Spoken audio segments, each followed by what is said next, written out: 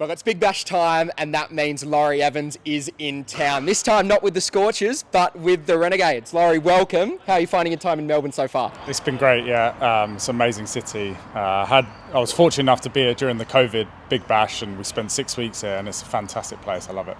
Now, the move from the Scorchers to the Renegades, the move west to east, obviously a big Bash talking point. In your words, talk us through the transition from moving from the Scorchers to the Renegades. Oh, it's just one of those things that happen in franchise cricket. You know, obviously a draft situation. Melbourne obviously had the pick before, and Scorchers unfortunately didn't have a slot. So yeah, it's just the way it goes. But you know, I'm excited to be playing for a new franchise. Like I said, it's nothing new really for sort of the white ball guys around the world. For sure, and obviously you're a love figure in Perth. Are you looking forward to that same type of fandom here in Melbourne? Well, I think it comes with performances and then a bit of showing your personality. So yeah, the Perth crowd were fantastic. I mean, that Optus Stadium, they really get it rocking. So hopefully we can do the same at the Marvel. And before we get into today's masterclass, where we're going to look at behind the wicket play, who are you looking forward to playing with at the Renegades? Obviously, a lot of talent on the list. Some UK talent too. Jacob Bethel's over here with you. Who are you looking forward to playing with at the Gades? There's quite a few players. It's nice to not have Zamps bowling at you for a change. And obviously, I've played against Richo for a long time. But guys like obviously Fraser McGurk, he's special talent, and it's exciting to see if he can, continue what he's been doing around the world. Right, so for today's masterclass, we're going to look at behind the wicket play. Obviously, last year you had a number of memorable innings and a number of memorable shots at the furnace behind the wicket. Why do you feel so comfortable behind the wicket? Is it something you've always been comfortable with, or does it take a lot of practice? No, it's probably more conditions that suited the shot necessarily. I think you have to, as a cricketer, as a batsman, when you play around the world, you have to sort of adapt your game to certain conditions. So obviously playing at the furnace is notoriously quite fast and bouncy and quite short straight. Guys look to hit the pitch hard and get you hitting to the longer boundaries. So, you know, I spoke to a lot of the guys pre-tournament and just sort of asked them what their strategy was, and a lot of them said, you know, they try and just help hit behind the stump. So that was sort of my feeling, and it was just, you know, going with my gut instinct as the bowler's running up, sort of having a gut instinct with what he's going to bowl. There's not much technique to it, you've just got to try and lift it. Yeah, as long as you make contact, it should fly over the boundary. So. How satisfying is it when you do get one that flies over the boundary? Yeah, no, it does, especially early on, it settles you down. You know, I sort of played it a lot early on in my innings at the Optus, just to get myself off and running as quickly as possible. And then you can sort of, sort of a bit of cat and mouse with the bowler, let them sort of second guess what you're trying to do and then make them force a mistake, and then you can sort of hit them elsewhere. So yeah, that was sort of my game plan. Now, before we get into some demonstrations, do you have a favourite shot behind the wicket? Obviously there's multiple shots you can play, whether it's the scoop or the reverse scoop, the reverse sweep. What's your favourite shot to play behind the wicket?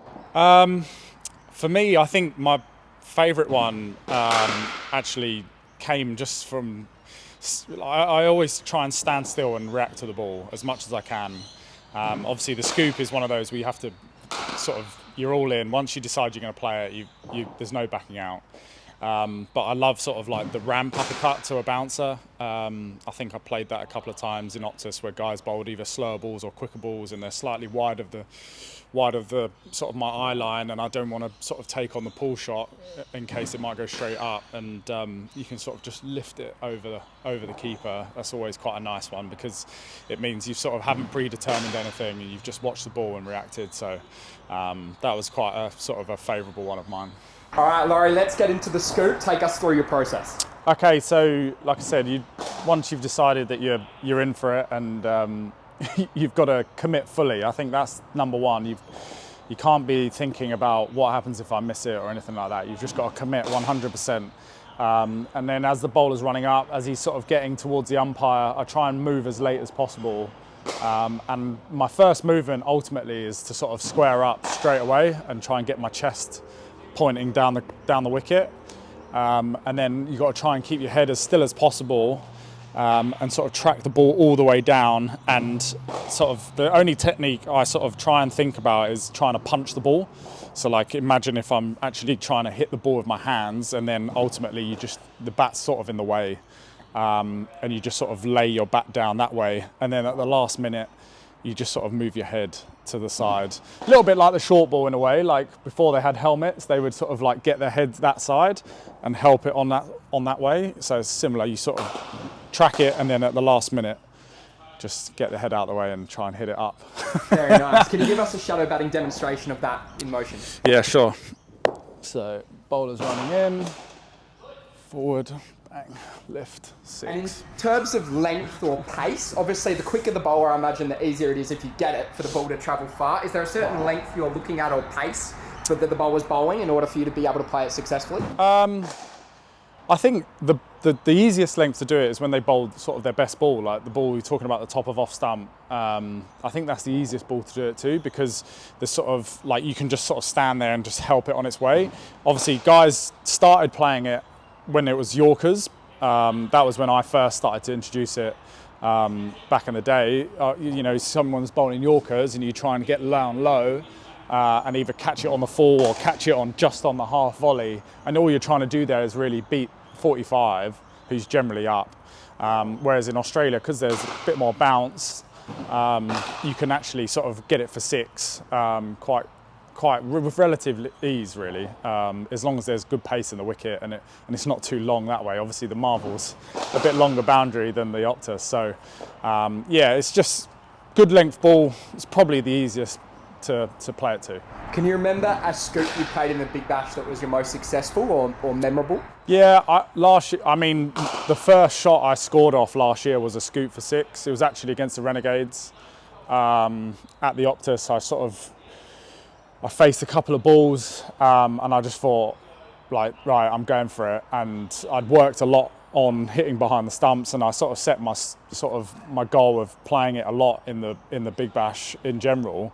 And I just remember that was a big sort of moment. It's for my competition in general, like that sort of got me off on the right start, because I sort of hit it and it went for six, and it sort of set the tone really for the rest of the tournament last year, and obviously it was a good one. And the last one on the scoop before we move to the uppercut, do you have to look at the field at all, or are you confident that if you get it, the field doesn't matter? Yeah, obviously, if fine legs back, you might second guess, or like you might think twice about doing it, but I sort of, with the grounds being so big and you know there's a lot of space to cover, if it is short straight, you can just get it for six and it won't matter. If it's slightly longer, then again you just got to make sure you get it over the keeper. You know, guys now will play it first, second ball if they're really comfortable, given the situation. So yeah, it's a great shot to have in your armoury. So moving from behind square on the leg side to behind square offside now, and the uppercut. You mentioned before that you like this shot. Talk us through your process of playing the uppercut. Yeah, I've toyed with the sort of reverse scoop a little bit, and I've played it, and it's not been as successful for me. You know, it's a bit more of a funny angle, like the ball's coming at you a bit more. You've got to get out of the way a bit more. So I sometimes play it, I sometimes don't, but actually I prefer sort of trying to, especially if they sort of go short, either with pace on or pace off, and you've got big leg side boundaries. You know, it's sort of quite simple. You sort of just stand in line and just arch your back a little bit and just help it on its way again. It's, you know, you're not trying to hit it necessarily. You're just trying to get enough of it that it carries over the keeper and carries it. If the short third man's up, it carries over them. If they're back, then obviously you've got to try either get it fine for four or get it all the way, depending on what balls come down at you. So another good shot to have in your armoury, especially in Australia, because it does, like I said, it does bounce a bit more. How important is having good feel with your hands on the uppercut, not going too hard at the ball, waiting for the ball and getting it in the right spot at the back? Yeah, so I think if you're predetermining the shot, like it's quite a difficult shot to play, you know, because you are essentially, you've just got to try and react to it at the last minute. Sometimes a bowler's gonna, you know, sort of do you for pace or length or line or whatever it is, and if you can just stay as calm as possible and just react to it at the last minute, then I think this shot is great to have. It's not really, like I say, a shot that you want to think about playing before the ball's been bowled, because obviously if they pitch up, you're not you're not going to get down and do it. So you've just got to react, see it come, and just at the last minute, just lift it. And as you did with the scoop, can you give us a demonstration from start to finish of the Yeah, sure. So as the bowler's bowl in, he's trying to hit my head. I'll get out of the way and just let it hit the bat. See, arch, hit.